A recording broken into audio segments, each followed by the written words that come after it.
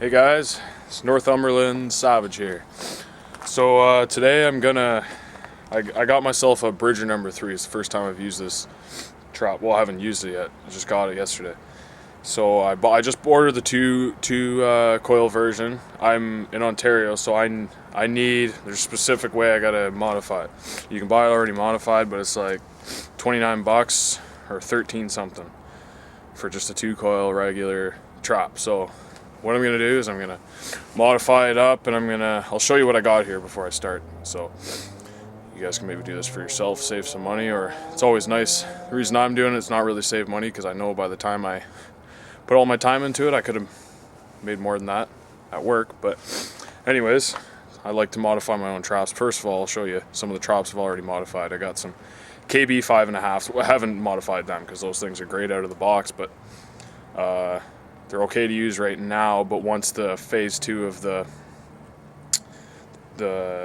certified trap things come in, then I won't be able to use those. So, but I'll show you my Fox traps that I've modified up. So I got Duke 1.5s. I got a half dozen of them, and I'm modifying them. And I also have Victor 1.5 soft catches, which I've base plated a few of those, but it's not really necessary because I just have those for Fox. It says you can use them for coyotes, but whatever. Anyways, I'll go ahead and show you some of my Dukes. Those look pretty good. Here, I'll show you them.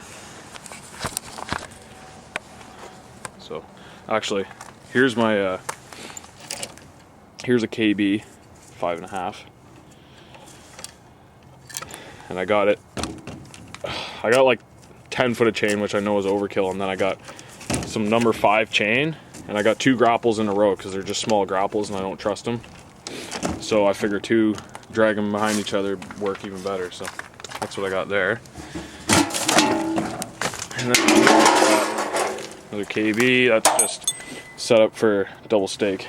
I don't really like that though, because I either can't get my stakes into the ground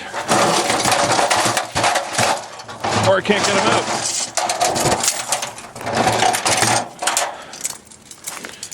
Here's my Victor 1.5. See, I've 4-coiled it, but they're the regular coils on both sides, and I had to weld it up so that it could hold it on, because the pins weren't long enough for the springs. So, and then I base plated it, and that's the only one I did like that because that looks awkward. But anyways.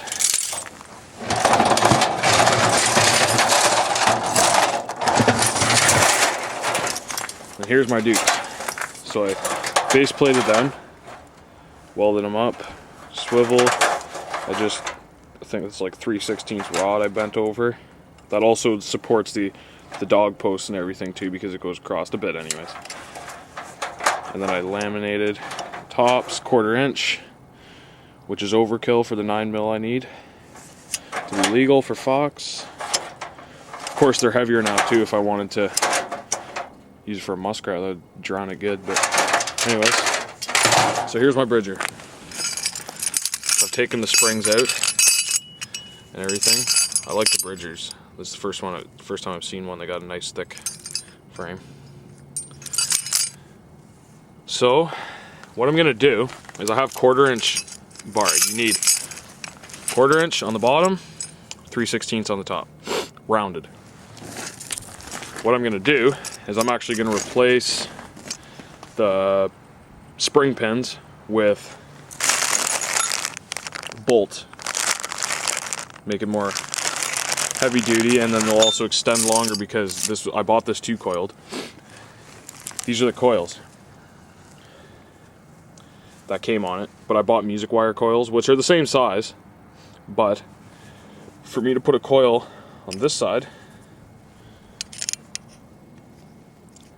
see, the one pin comes farther than the frame, so I'm going to put a cross piece between my bolts here so that it can hold the pins.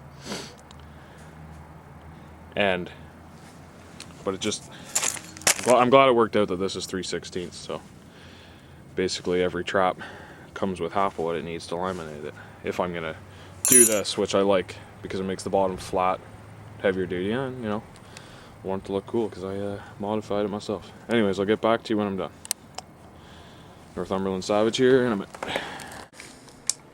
Okay guys, so it's later the same night. Started working on the bridger. Didn't really work out the way I planned it to because well, the springs are too powerful actually. So I'll show you what's going on here, and yeah. Okay. So here's the trap. As you can see, sorry, I'm inside now. I'm in my room. I got my laminations on here, so I got, you can see 3/16 on the right. That's the old spring pins. Okay, and then I got 1/4" rod on the inside because that's what I have to do to make this trap legal. And you can see, kind of looks like the MB Minnesota brand traps. I kind of copied their design with the 2 cross members on the back, and then I got a 1/4" bolt that is, I think, 5.5 inches long, I think is what I got, and it worked out. Like, I measured it, of course. And then so I welded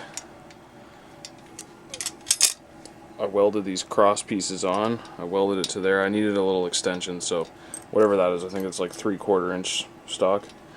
I also put 3/4" piece in between, so you can see where it goes down, because the springs, like I showed you earlier, is too wide. I don't think I need to do that because these springs are too powerful, I think, because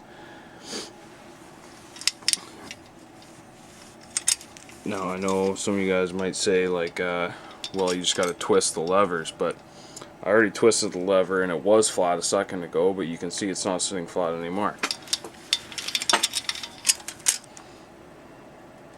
Because these levers bend from the pressures of this spring. So I think what I'm going to do is I have 1.5 music wire springs. I think that's probably what that's probably what Bridger does anyways when they 4-coil it, because I noticed the fourth coils are smaller coils. So I think that's what I'm going to do. I'm going to change out the springs. I'll just leave the bracket on there anyways still. Like, it still holds those same bolts and everything. Like, it's I can't even set this trap with my hand. I can set any other trap with my hand that I've ever tried, and I gotta like stand on this and like push my body weight down to get her set. So I think this is a little overkill. Well, way overkill. So anyways, I'll let you guys know what it looks like with the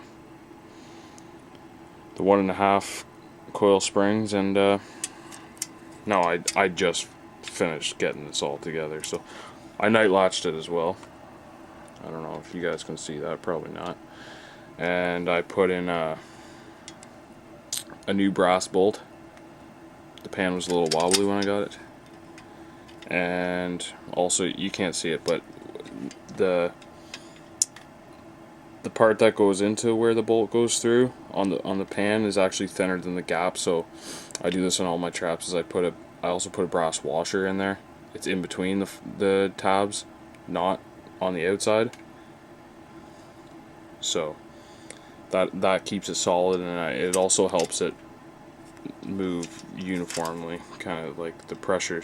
It helps you set your tension. So anyways, I'm going to take these coils off here because it's just too much.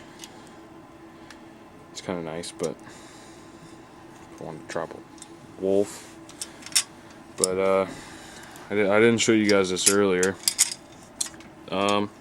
It didn't show this in the picture when I ordered it. I thought I was gonna have to put a base plate on it, but it actually came with a base plate with the D-ring. It's not as big as the actual frame, wide, and it's riveted on 4 rivets. So I'm just gonna keep this one. I'm just gonna weld it. Just go around it and just put some welds in it. so I don't have to rely on the rivets. I like to overkill things. You guys will learn that. Well, obviously, look at these coils, but just a little bit too much overkill. So, change the springs out. I'll tell you, it was I had a hell of a time getting these springs on. Music wire though.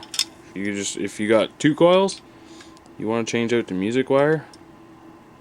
Huge difference, and they're cheaper than stock replacements for most traps. I've found. I looked at the prices. So, all right, get back to you guys later. Northumberland Savage out. Okay, guys. So I've fixed up my my Bridger trap here, and I changed out the coil springs like I was showing you guys. So I'll show you here what I did. Okay. So here it is. You can see on the right, those are music wire springs that I ordered for a 1.5 coil spring trap, because I ordered them to put on my Victor 1.5 soft catches. So, but anyways, it worked out. So I got the number 3 music wire on the left and number 1.5 on the right, and then I already showed you guys everything else I did. I just finished like grinding it all off and stuff, because, you know, after I welded it, like, first time I ever welded in my life was on traps. I bought a welder just to weld traps, so I'm not good at it yet. But so don't leave me any comments about my welds. So yeah, anyways, ground it all up and everything, welded the base plate up like I was saying. I think it worked out pretty good. Like, one thing I didn't mention is, like, because it was 3/8 rod that held the springs before, on the levers I had to drill that out to 1/4 inch, and also where if you guys can see it, where the frame gets bent up for the rods to go through, I had to kind of like ream that out and everything. But anyways, it's not hard to do. But and then also I kind of had to hammer my jaws back into place because the welds bend the jaws and made them loose, so that was no big deal. So here it is. Still got to twist the levers a little bit more to make that sit flat, the second jaw, but I think it'll be no problem with the 1.5s. But it's still powerful. I still got to stand on it to set it. But, you know, I bet this thing would hold a wolf. I got no wolf. Well, actually, I heard I got wolves around here, but I doubt I'll trap one around here. Anyways, so yeah, there it is. Let me know what you guys think, and if you got any tips. This is just my first video. Next, I'll make some trapping videos soon. It's getting to the end of the season now, but alright, Northumberland Savage, I'm out.